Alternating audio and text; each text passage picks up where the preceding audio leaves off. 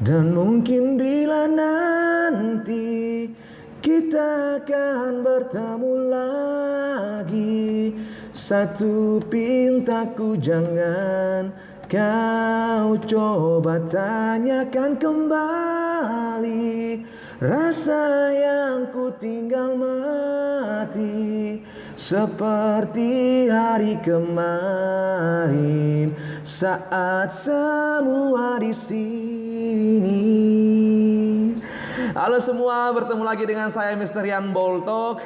Nah, masih dalam konsep yang sama ya gengs, yaitu pembelajaran ilmu ekonomi. Dimana dalam video kali ini saya akan berbagi pengetahuan mengenai cara membuat jurnal penyesuaian ya. Tetapi sebelum kalian tonton video saya ini, kalian kepoin dulu terlebih dahulu ya video saya mengenai akun-akun yang memerlukan penyesuaian ya, agar kalian tidak tersesat dan tahu arah jalan pulang ya ketika menonton video saya ini ya geng ya.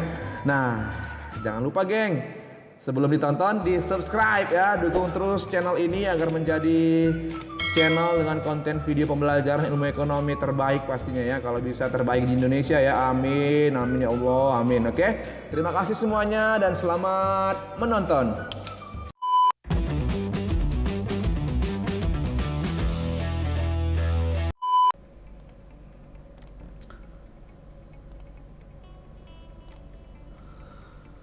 Halo geng, masih bertemu lagi dengan saya Mr. Rian Boltok ya. Nah, di video kali ini kita akan latihan bagaimana cara menyelesaikan jurnal penyesuaian ya. Karena banyak sekali siswa-siswi yang les sama saya atau yang saya ajarkan tuh mengeluhnya, aduh susah kali sir buat jurnal penyesuaian, gimana sih caranya? Aduh bang, susah kali bang buat jurnal penyesuaian, gimana sih caranya? Gak susah geng, yang penting banyak berlatih aja ya kan. Nah, gampang ini, oke? Nah, biar lebih gampang kalian harus tonton channel Rian Boltok, pasti langsung pintar. Kalau nontonnya berkali-kali ya geng. Kalau sekali nggak pintar juga, makanya dikatakan ala bisa karena biasa kan, itu dia. Oke, langsung saja ya kan. Nah, ini soalnya, ini adalah data neraca saldo. Oke, jadi begini dia. Di dalam siklus akuntansi kan gitu kan, dari tahap transaksi, kemudian dibuat jurnal umum, kemudian kita posting ke buku besar, lalu kita buat neraca saldo, ini neraca saldo. Nah, ya kan? Lalu muncul data penyesuaian. Karena apa? Karena data dalam neraca saldo belum menunjukkan data yang sebenarnya, makanya perlu membuat jurnal penyesuaian. Nah, itu dia. Berarti jurnal penyesuaian ini bisa kita buat apabila data neraca saldonya juga ada dilampirkan beserta dengan data penyesuaiannya geng. Nah, ingat ya, jurnal penyesuaian dibuat karena data yang terdapat dalam neraca saldo belum menunjukkan data sebenarnya. Ingat, makanya dibilang jurnal penyesuaian ya kan. Ingat katanya penyesuaian. Nah, aduh saya lagi menyesuaikan diri tuh dengan si Ana ya kan. Nah, kan menyesuaikan diri untuk menyamakan ya kan gitu, supaya dengan kondisi yang sebenarnya kan gitu. Oke? Nah, makanya butuh jurnal penyesuaian. Jadi di sini ada data penyesuaian. Yang pertama, pada berangkas terdapat 5 lembar uang 10.000 palsu geng. Ya kan? Jumlah ini dianggap kerugian. Untung 5 lembar ya kan. Kalau sempat 1.000 lembar palsu, gawat juga, ya kan? Piutang berjumlah 750.000 tidak dapat ditagih lagi sehingga dihapuskan. Nah, nanti saya kasih tahu bagaimana caranya, ya kan? Kemudian pemakaian perlengkapan kantor sebesar 8.500.000, lalu gedung disusutkan 5% dari harga perolehannya. Selanjutnya peralatan kantor disusutkan 10% dari harga perolehannya, ya kan? Yang selanjutnya yaitu bunga pinjaman hipotek dibayar setiap tanggal 1 Mei dan 1 November dengan tingkat harga 12% per tahun. Waduh, lihat ya, itu susah kali ya kan? Jangan susah geng, ini gampang nih. Aduh, gampang kali ini. Kemudian transaksi pendapatan jasa konsultasi sebesar 4.500.000 salah dicatat. Aduh, dicatatnya pada akun pendapatan jasa audit. Nah, jadi geng, jadi kalau sudah sampai kita menemukan kesalahan sampai kepada neraca saldo dan penyesuaian, maka itu akan ditampilkan di dalam penyesuaian. Artinya begini geng, sebenarnya kan kalau yang namanya kesalahan pencatatan, kalau masih dalam rentetan jurnal umum bisa kita buat dalam jurnal koreksi dia. Nah, tetapi sudah terlalu lama mungkin ini ketahuannya kan, maka dibuatlah jurnal penyesuaian kan gitu dia. Oke. Nah, jadi nggak selamanya jurnal penyesuaian itu hanya menyesuaikan yang 6 akun yang kalian pelajari di sekolah geng, yaitu apa? Perlengkapan, beban dibayar di muka, beban yang masih harus dibayar, pendapatan diterima di muka, pendapatan yang masih harus diterima, dan penyusutan. Nggak selamanya yang 6 itu geng. Nah, ya kan? Jadi transaksi-transaksi yang belum sesuai dengan kondisi sebenarnya kita sesuaikan. Itu dia tujuannya penyesuaian. Nah, ya kan? Bingung kan? Nah, sama, aku juga bingung. Oke. pada pada tanggal 31 Desember terdapat uang jasa audit yang belum diterima sebesar 12.500.000. Kemudian sewa masih harus ditagih sebesar 2 juta. Kemudian gaji yang masih harus dibayar sebesar 2,4 juta. Dan yang terakhir adalah premi asuransi dibayar 1 Mei 2020 untuk masa setahun. Penyesuaian menggunakan metode beban. Nah, bagaimana buat jurnal penyesuaian ini? Aduh, nih kalau soalnya aja udah mau muntah gitu ya kan. Kayak gitu lagi, uang orang ya kan. Kita ngitung-ngitung uang orang. Aduh, sakitnya kepala ini. Tapi nggak apa-apa, namanya juga belajar. Bersakit-sakit dahulu, mati kemudian. Salah geng. Bersakit-sakit dahulu, kaya kemudian. Gitu dia. Oke, mari kita lanjut. Nah, ini soal yang tadi ya. Ini data penyesuaiannya ya. Pada berangkas terdapat 5 lembar uang 10.000 palsu. Jumlah ini dianggap kerugian. Kemudian piutang berjumlah 750.000 tidak dapat ditagih lagi sehingga harus dihapuskan. Nah, ini tabel penyesuaian geng. Ya, sama dengan tabel jurnal umum. Nah, seperti saya katakan di video sebelumnya, yang namanya jurnal dalam akuntansi itu harus ada debit kredit. Nah, jumlahnya harus sama, geng. Ya kan? Berarti yang pertama sekali ini judulnya, nama perusahaan, jurnal penyesuaian yang mau kita kerjakan, periodenya, tabelnya dalam ribuan rupiah. Ya kan? Jangan lupa, geng, kalau kamu buat 10 juta dalam ribuan rupiahnya nanti 10.000, geng. Nah, oke. Yuk kita selesaikan. Pada berangkas terdapat 5 lembar uang 10.000 palsu. Nah, maka jurnalnya ini adalah, nah kemudian untuk jurnal penyesuaian itu selalu dibuat di tanggal 31 Desember ya. Nah, oke, makanya semua untuk jurnal penyesuaian tanggalnya selalu tanggal 31 Desember. Nah, beda dengan jurnal umum, tanggalnya sesuai dengan tanggal transaksi, geng. Oke, berarti ada 5 lembar uang 10.000 palsu. Berarti kita kalikan 5 kali 10.000 berapa, geng? 5 kali 10.000 50.000. Nah, maka beban kerugian uang palsu di debit 50.000, kas kredit 50.000. Nah, artinya kenapa jadi kas? Karena itu awalnya kita anggap itu uang asli. Oh, rupanya enggak. Berarti harus kita buang kas kita sebesar 50.000. Yaitu yang kita buang uang palsunya, geng. Ya, bukan uang aslinya, uang palsunya kita buang. Nah, gitu deh, geng. Makanya jurnalnya adalah beban kerugian uang palsu di debit, kas di kredit 50.000. Nah, piutang sejumlah 750.000 tidak dapat ditagih lagi sehingga harus dihapuskan. Nah, ini geng, ada 2 metode pencatatan. Yang pertama adalah metode langsung, yang kedua dengan metode cadangan. Nah, kalau dia metode langsung seperti ini dia. Nah, beban penghapusan piutang di debit, piutangnya di kredit, ya kan? Nah, ya, jadi ada kemungkinan ini akan mungkin dia bayar kan gitu. Kalau dia bayar, maka jurnalnya jadi piutang di debit, beban penghapusan piutang di kredit. Nah, itu dia. Itu kalau metode langsung. Ada dengan metode cadangan. Nah, atau metode tidak langsung, ya kan? Jadi dianggap kerugian ini, dianggap kerugian. Di mana beban kerugian piutang di debit, kemudian cadangan kerugian piutang di kredit. Nah, oke. Kemudian jika debitur benar-benar tidak dapat lagi melunasinya, maka jurnalnya menjadi cadangan kerugian piutang di debit, piutangnya di kredit. Nah, ini kamu harus paham, geng. Jadi ada metode langsung, ada metode cadangan, geng. Nah, kalau tidak diminta metode apa, maka catat aja metode langsung biar lebih gampang, ya kan? Nah, sehingga untuk penyesuaian yang kedua yaitu beban penghapusan piutang di debit 750, kemudian piutang usaha kredit 750 dalam ribuan rupiah, geng. Nah, udah selesai 2 penyesuaian, kan gampang, ya kan? Nah, kita lanjut. Nah, oke. Yang berikutnya adalah untuk penyesuaian perlengkapan kantor yang masih ada sebesar 8.500.000. Kemudian gedung disusutkan 5% dari harga perolehannya. Kemudian peralatan kantor disusutkan 10% dari harga perolehannya.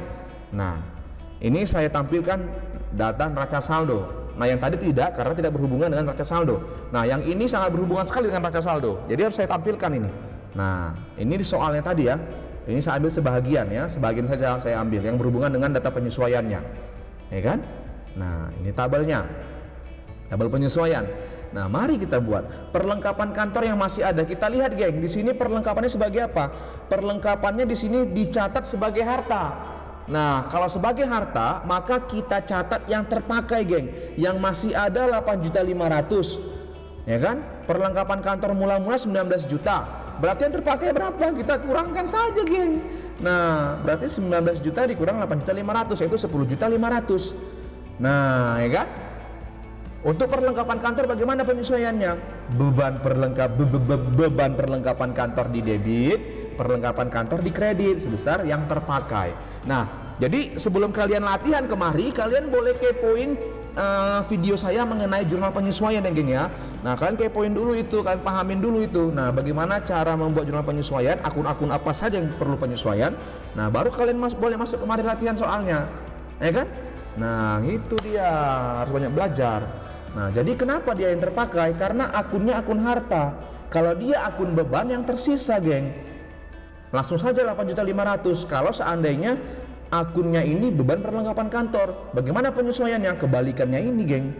Nah perlengkapan kantor di debit 8.500.000, beban perlengkapan kantor di kredit 8.500.000. Kalau seandainya perlengkapan kantornya bukan sebagai harta melainkan sebagai beban dicatat. Bingung kalian? Sama, saya nggak bingung, kalian aja yang bingung. Oke. Nah, gedung disusutkan 5%. Ya sudah, langsung saja 5% dari harga perolehannya. Harga gedungnya 400 juta. Maka penyusutannya adalah 400 juta kali 5%, yaitu berapa? 20 juta. Maka jurnal penyesuaiannya bagaimana? Iya, beban penyusutan gedung di debit 20 juta, akumulasi penyusutan gedung di kredit 20 juta, geng. Nah, gampang kan? Nah, itu subscribe langsung, jangan lama-lama.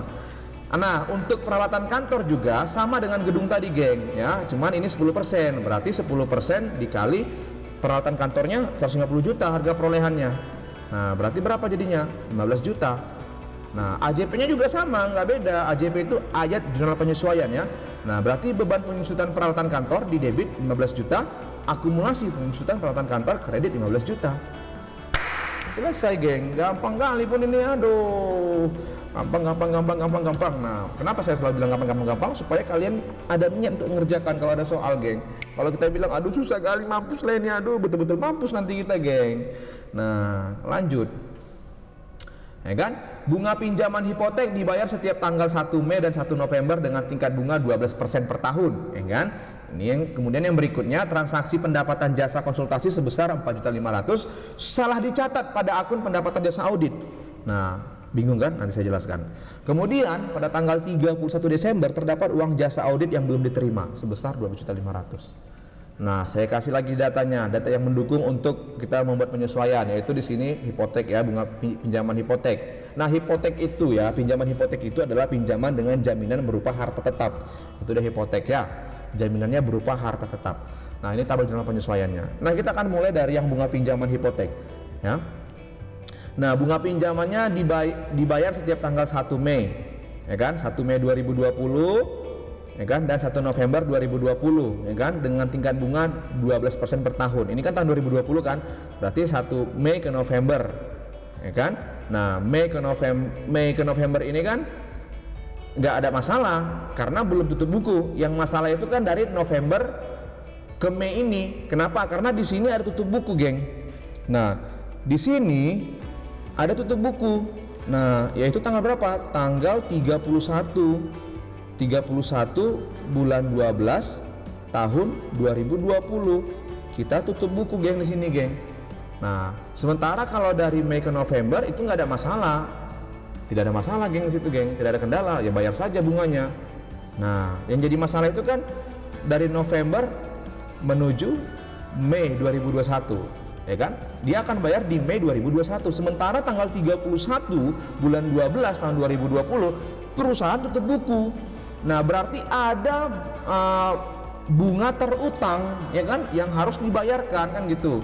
Yang perlu kita buat pencatatannya, itulah yang disebut dengan penyesuaiannya, geng. Nah itu dia. Makanya di sini munculnya dua. Kenapa? Karena dari awal November ke akhir Desember. November awal, ya kan, 1 bulan November, 1 bulan Desember. Karena Desember sampai akhir, berarti dua dia. Makanya ini dua, geng. Berarti bunga terutang kita sampai tanggal 31 Desember 2020 ada 2 bulan. Berarti 2 per 12 dikali bunganya 12% per tahun, dikali pinjaman hipoteknya 90 juta, yaitu 1,8 juta bunga terutang kita, geng. Ya. Nah, 1,8 juta bunga terutang. Berarti jurnal penyesuaiannya beban bunga hipotek di debit 1,8 juta, utang bunga hipotek di kredit 1,8 juta, geng. Gampang, nggak susah. Nah, kemudian yang berikutnya, transaksi pendapatan jasa konsultasi sebesar 4.500.000 dan salah dicatat pada akun pendapatan jasa audit. Nah, berarti kan awalnya dia catatnya gini, geng. Ya kan, kas di debit, pendapatan jasa audit di kredit. Nah, gitu awalnya dicatat. Nah, gini, geng. awalnya dia catat berarti kas. Nah, ya kan? Kas di debit, oke. Ya kan? Ya, ganti dulu penanya. Oke.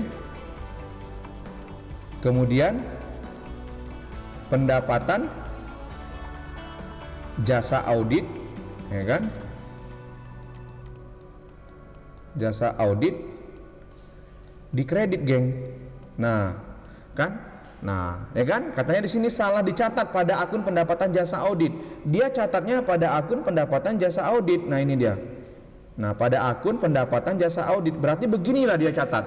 Karena kas di debit, pendapatan jasa audit di kredit. Nah, sementara katanya transaksi pendapatan jasa konsultasi, geng. Harusnya jasa konsultasi. Nah, ya sudah, berarti penyesuaiannya kita buat itu adalah bagaimana supaya pendapatan jasa audit ini, geng, jadi nol. Berarti kita apakan? Kita debitkan, lalu kita munculkan pendapatan jasa konsultasi. Begitu dia. Nah, makanya jurnalnya adalah, nah kan benar, pendapatan jasa audit ini, ya kan? Nah, pendapatan jasa audit ini kita buat dia ke debit, geng. Lalu pendapatan jasa konsultasinya yang dikredit. Nah, jadi bagaimana supaya pendapatan jasa audit ini jadi nol? Kenapa? Karena harusnya bukan pendapatan jasa audit, melainkan pendapatan jasa konsultasi. Gitu dia. Gampang, geng. Aduh, akuntansi ini gampang kali ya. Nah, gitu ya. Kita lanjut. Pada tanggal 31 Desember terdapat uang jasa audit yang belum diterima. Ya udah, kalau belum diterima terima aja, geng. Berarti kan kalau belum kita terima namanya kan piutang waktu itu kan. Nah, piutang berarti kan gitu. Ya kan? Berarti kan awalnya kan piutang di debit, pendapatan jasa di kredit kan gitu. Sekarang sudah kita terima, geng. Pendapatan jasa audit yang belum diterima. Oh, belum diterima ya. Berarti kalau belum terima ya sudah, berarti piutang namanya. Piutang usaha pendapatan jasa audit. Nah, ya kan? Tetapi kalau sudah diterima tapi belum dicatat, nah baru ini kas, beda dia. Tapi di sini kan memang belum diterima. Nah, ya udah, kayak jurnal umum biasa jadinya, geng, jatuhnya. Nah, piutang usaha pendapatan jasa audit. Gampang kan? Gampang kan? Oke, kita lanjutkan. Nah, yang berikutnya untuk data penyesuaian sewa masih harus ditagih sebesar 2 juta, gampang kali. Kemudian gaji yang masih harus dibayar sebesar 2.400.000 dan premi asuransi dibayar 1 Mei 2020 untuk masa setahun. Penyesuaian menggunakan metode beban. Udah dia bantu lagi, dia bilang menggunakan metode beban. Gampang kali, geng. Nah, langsung lihat ini data penyesuaiannya yang mendukung untuk kita menyelesaikan ini. Ini data neraca saldo yang mendukung kita untuk membuat penyesuaian. Ini tabel penyesuaiannya, ya kan? Nah, sewa masih harus ditagih. Ya, kalau masih berarti piutang kan? Ya udah, berarti piutang usaha pendapatan sewa.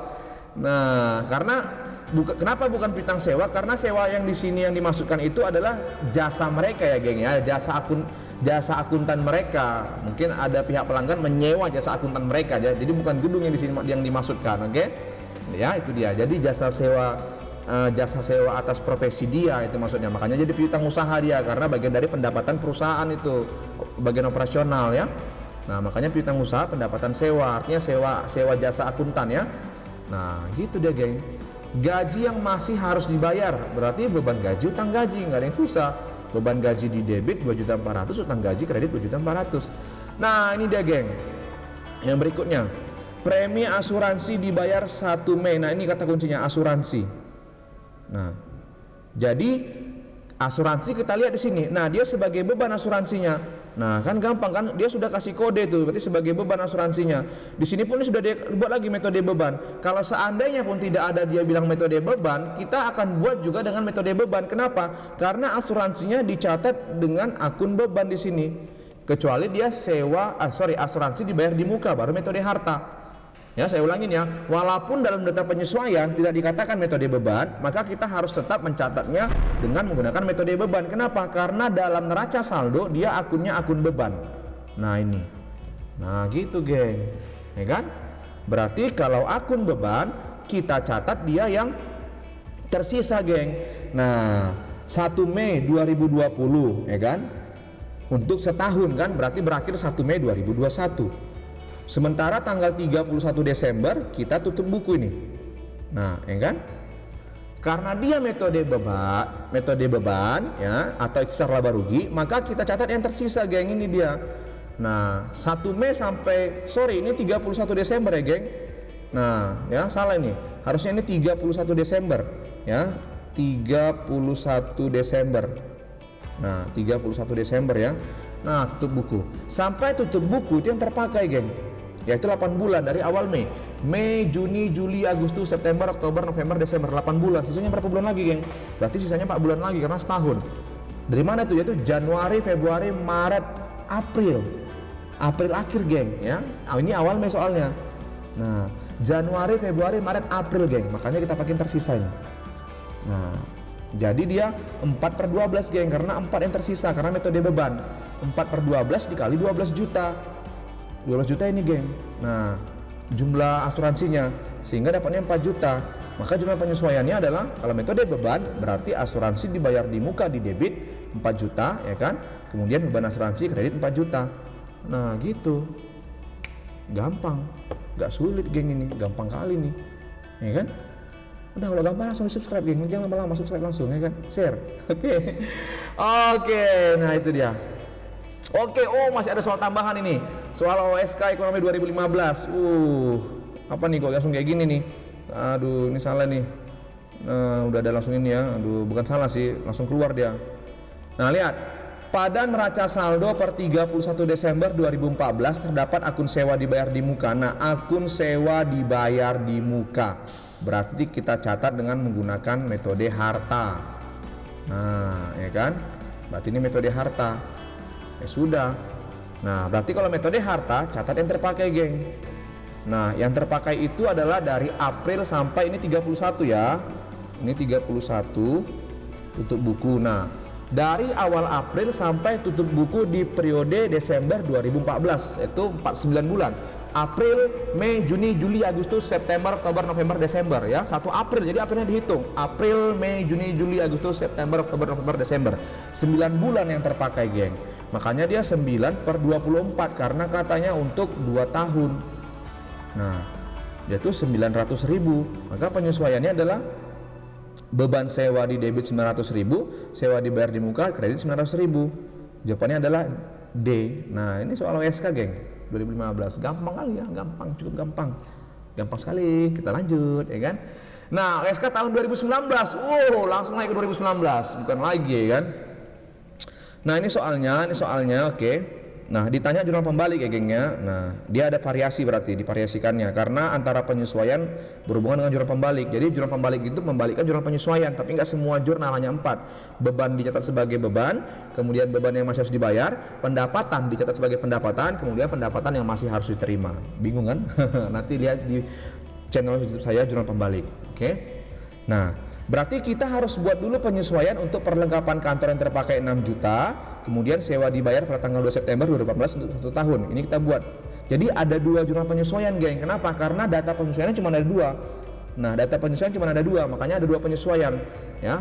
Walaupun ini datanya banyak, ada 4 data, tapi cuma 2 data penyesuaian, maka cuma 2 AJP yang muncul. Kecuali tadi ada 3 atau 5 data penyesuaian, maka akan 5 penyesuaian yang muncul, geng. Nah, kita lihat yang pertama yaitu perlengkapan kantor. Nah, perlengkapan kantor, ya kan? Di sini akunnya akun harta perlengkapan sama yang kayak tadi. Nah, berarti kalau akun harta catat yang terpakai, geng. Nah, ya kan? Berarti catat yang terpakai yaitu beban perlengkapan kantor perlengkapan. Nah harusnya ini perlengkapan kantor ya. Beban perlengkapan di debit 6 juta, perlengkapan kredit 6 juta, geng. Nah, yang terpakai langsung ini dia buat. Nah, yang terpakai 6 juta, jadi nggak perlu dikurangkan lagi, langsung aja 6 juta. Udah benar, ya kan? Nah, tetapi ingat ini nggak dibalik, geng.